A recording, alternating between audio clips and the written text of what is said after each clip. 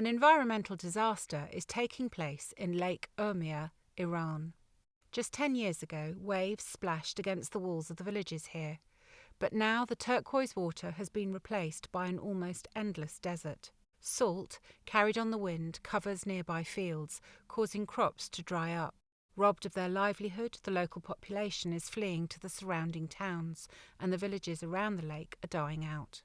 Lake Urmia was once the second largest salt lake in the world. Within a few years, however, the surface area of this body of water has shrunk by 80%. There are now two main reasons for this decline: climate change and the enormously high demand for water created by the agricultural sector. If this disaster is not addressed, up to 5 million residents could be forced to leave the area in the future.